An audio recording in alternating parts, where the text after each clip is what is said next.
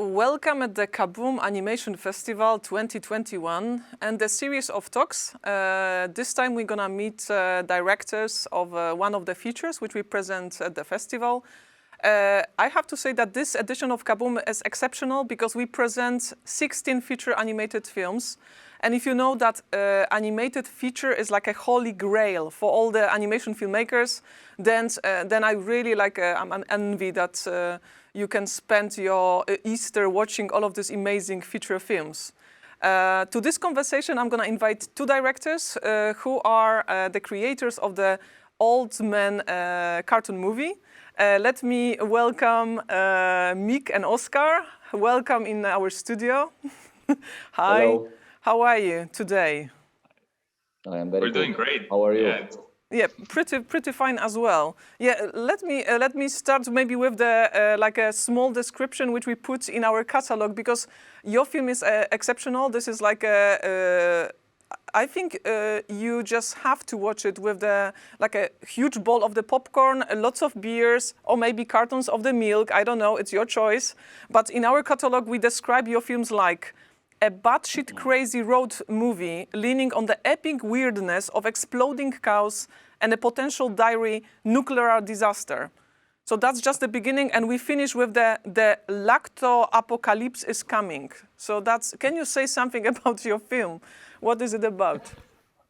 I mean, I think you summed it up perfectly. I think where were you when we were writing the film? We could have used like good writers like you on this one. I mean, that's perfect. Well said. I mean, it is a crazy road movie, and definitely a lot of beers make it even better. So, yeah. Kuulad kohe või matused pidama hakata või? Vana inimesel tuli otsa kohe või? Asja! Oma laudas ei saa ka rahus keha panna või? Kurat, kes mu ponge ümber ajas? Tule teie lauta. Ajan teie ponged ümber. Kurat, see teile meeldis. Vanaisa, sul vist ei ole hea meel, et me tulime. On küll hea meel. Aga lüps ei pooleli. Kas ta hakkab jälle pritsima? Ma ei tea. Seda ei ole vaja karta. Astuge ligi, poisid ja tüdrukud. Sina ka kala nägu. Lubage tutvustada. Saba, sarv, nina, jalg, silm, selg, kõht, udar, piim, lähm.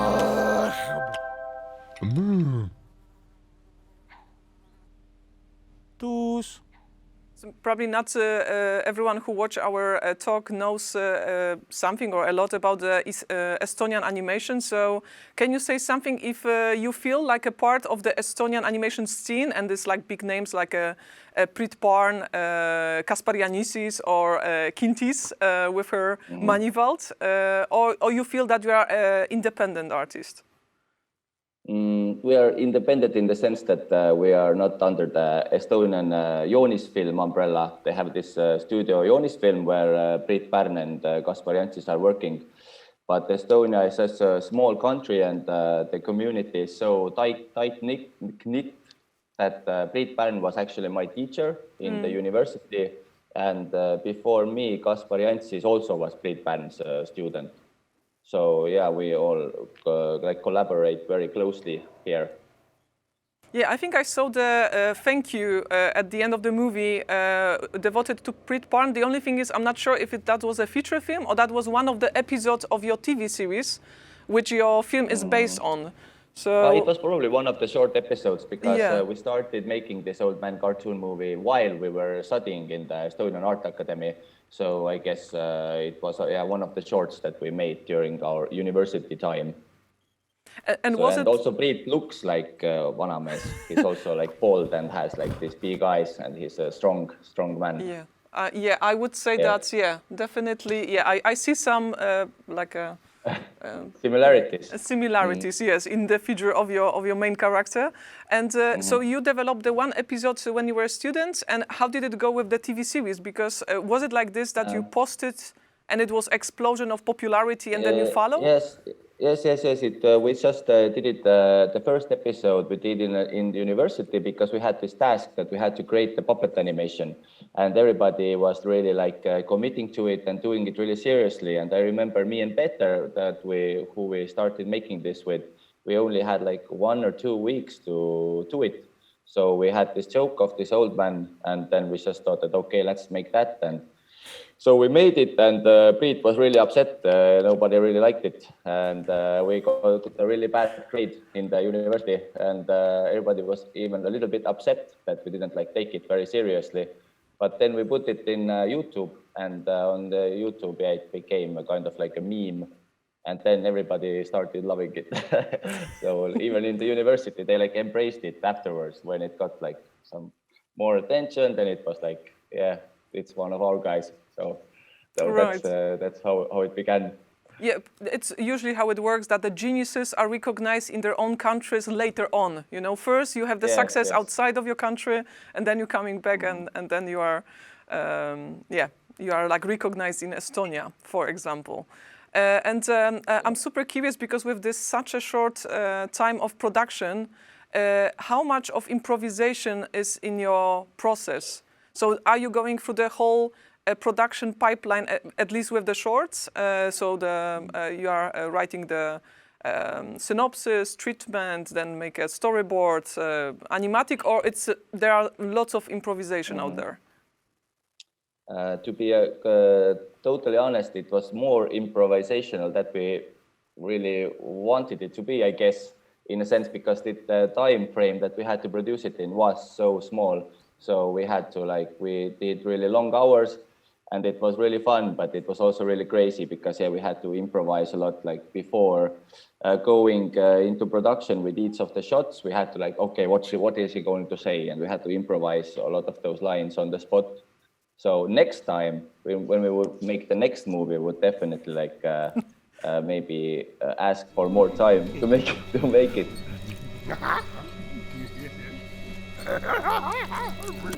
Mehed, mul on teile tööd pakkuda.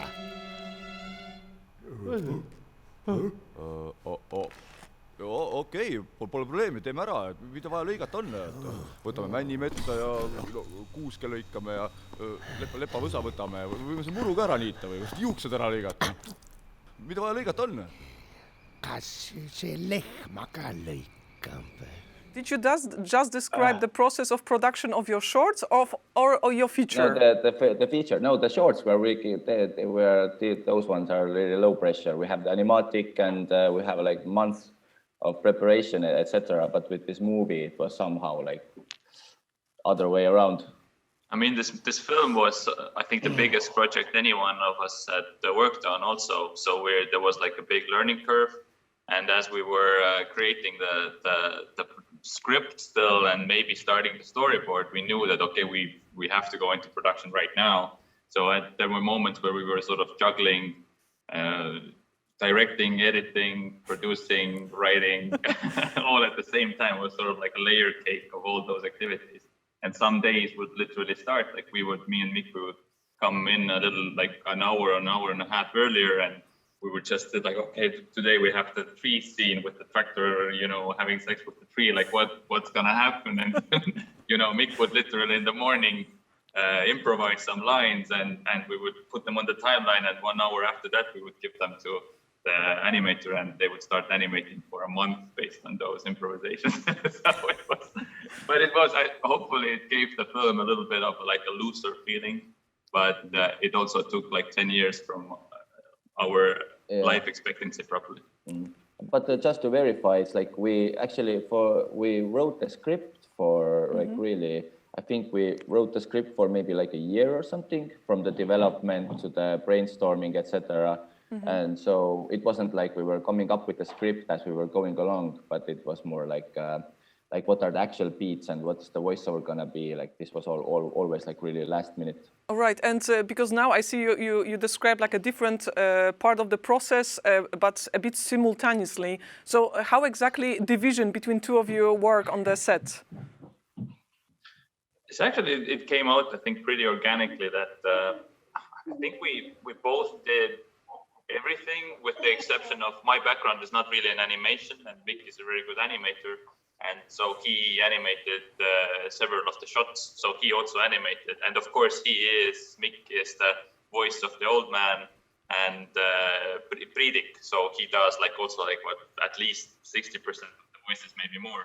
So there's definitely like more of him in those aspects, but I edited the film and there was maybe a little bit more of me in the editing.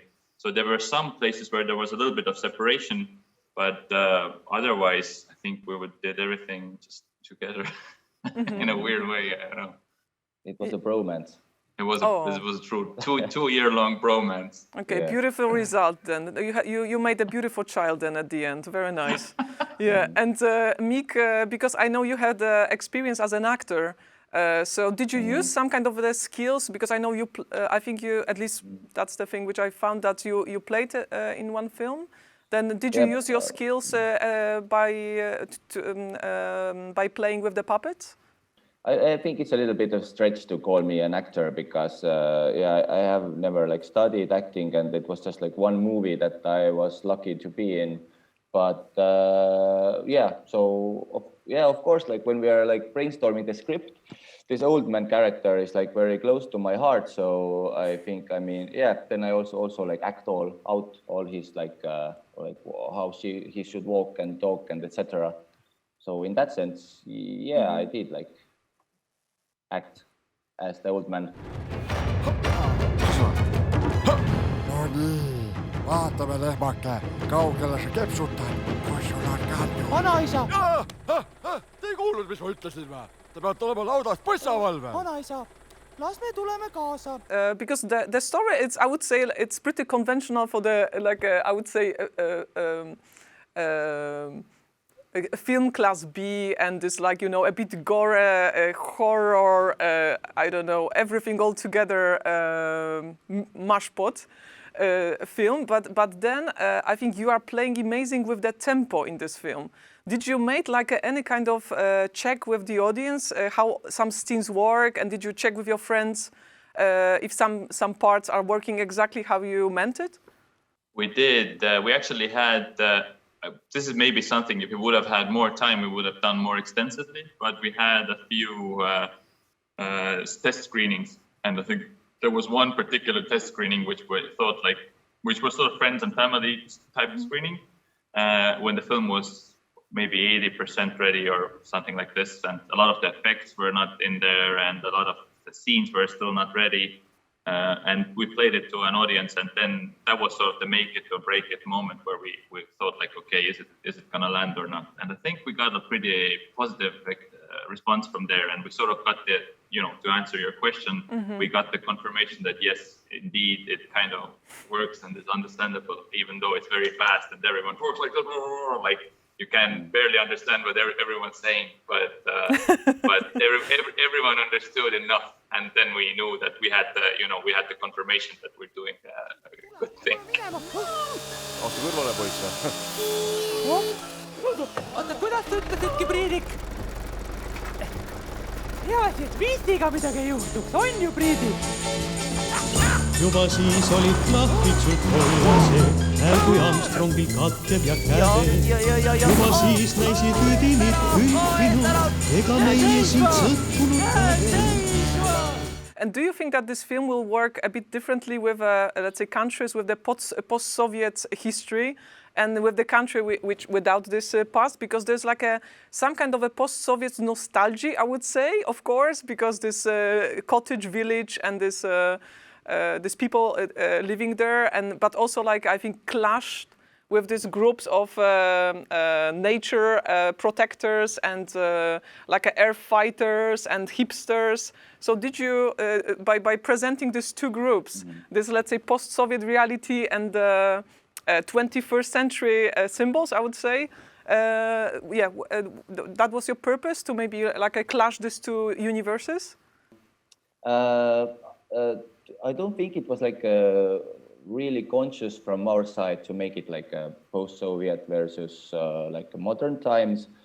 But I guess as we have already grown up in this post-Soviet environment, and certainly this old man and the countryside where he's living is definitely culturally a remnant of that. So that's kind of coded in our DNA. So that's what maybe comes out a little bit without us trying. But as for if it is going to work better in this kind of countries, I'm not sure, because in Estonians, as you said, in Estonia we have like this 7 months winter, and everybody is like really depressed, and Oskar's room is dark, etc. So I have noticed that this movie does a little bit even better in like more like southern, like where people are not so like depressed. So they're all this space and explosions and etc. They like take it more in stride. So and it's actually funny because now there is big interest in India now for this movie. So I couldn't imagine like. But how of course, they have this. Holy cow. Exactly. Wow, I didn't thought about it. That's. So I guess it's like you can never really like imagine like how some kind of cultures would accept certain kind of stories. So yeah. My God! Now I have this dream of seeing your film in Bombay or in, you know. Maybe they're all crying. It's like a drama. I think I think you shouldn't go there because they might, you know, really, do you some harm because you know you can't hurt cows there. And you almost explode some cow. Yeah, actually, one cow is exploding. Okay, maybe I shouldn't say too much about the film. So let's keep it. Don't spoil it. Yeah, I'm finishing right here. Okay, so let me maybe ask one last question. Maybe that's the thing because I think that you would identify with one of the cult gore studio, Trauma Studio. And they had the slogans which they used to promote their company. So in 2014, they used the slogan of 40 years of disturbing media. And then later on, the movies of the future. So if your company would create a slogan for your film, do you have any concepts? Or maybe like your film 40 years later, I don't know, for your company, for your production. So maybe 40 years of exploding cows. Oh wow! Okay, that sounds very terrifying. Okay, let's not go there at least now. Thank you so much for your for the conversation, and let me just share one dream with you because I'm a huge fan of the Bristol feature, which is called the Chuck Steele and the Night of the Trumpires, and I have this dream of seeing your film and Chuck Steele together as a double-screened. Like a night with friends, with animation lovers, and with a lot of milk. Let's say milk. All right. Thank you, guys. Thank you for the conversation, and hope my dream will come true. And one day we're gonna meet you and maybe the Chuck Steele creators at the double screening at Kaboom Animation Festival. Thank you so much. Perfect. Thank you very much. Bye. Yeah. Bye. Ciao. Vaadake lapsed, see on karu. Karu!